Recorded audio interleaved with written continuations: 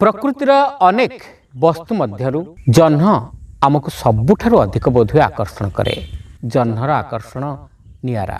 जह्न रातिर माया नियारा। जह्न को नहीं अनेक गप और कविता लिखा जाइछि। तेबे जह्न को नहीं दुई भौणी और भाई केमिति निज निजर भावना प्रकाश करिसेंती से प्रसंग रे छोटिया गपटिए। दिने संजरे रमा और उमा गप सपरे पहुंची जाइथांती।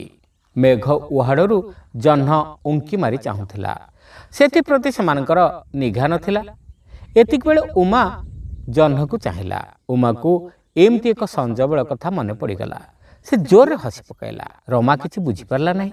रमा किछि बुझी न पारी उमा मुह को प्रश्नल दृष्टि चाहिला। तापर से टिके हसी दे प्रश्नर उत्तर देला। कौन घटिथिला कहूची सुन।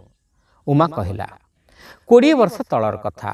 दिने एमती एक संजरे मु आम अगणार पाहाच उपर बसी जह्न को चाहिथिली। जेतेबेले मु मोर पड़ोसी घरु फेरुथिली रास्ता सारा जह्न को चाहि चाहि आसुथिली। ए जह्न मो पीछा काहे करूछि। जेतेबेले बस रे मु आई घर गाँ को जाउथिली मु बस र झरका बाटे जह्न को चाहि रहुथिली। सबुबेले मन मन भाबुथिली ए जह्न काहे मोर पछे पछे आसुछि।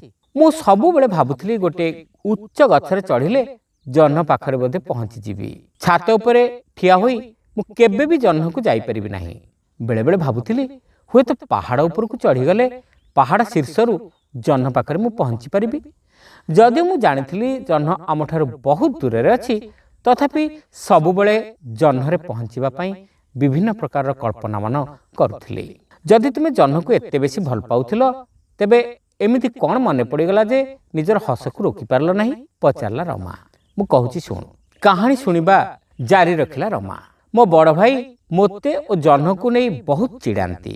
से सबुबेले कहूतिले सूर्यमुखी सूर्य को चाहि रही थाए आउ मो भौणी चाहि रही थाए जह्न को। ता तो एकदम ठीक कथा हसी दे कहिला रमा। उमा मध्य हस रोकी पारला नहीं।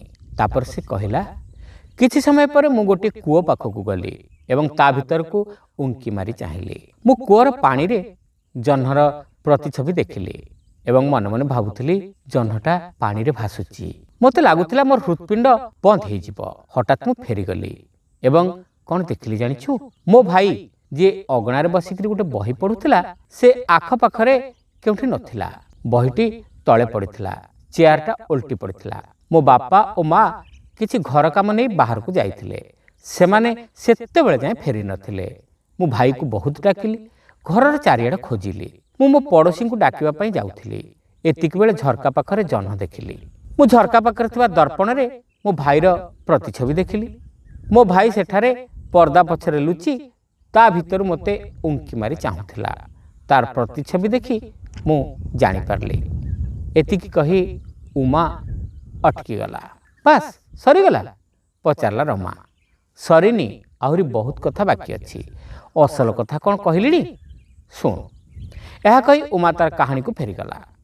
मो भाईर लुचिबा जगह देखिथिबारु एवं पुणी अगणा को फेरी जाइथिबारु मु जह्न को धन्यवाद देली एवं बड़ पाटरे मो भाई को डाकुथिली।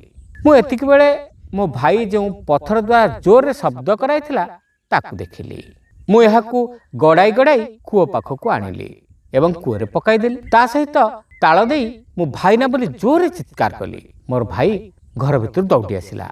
मो भाई को खोजी देली न हसी रही पारले नहीं। उमा एतिकी कही तार कहानी शेष कला। रमा मध्य हसुथिला।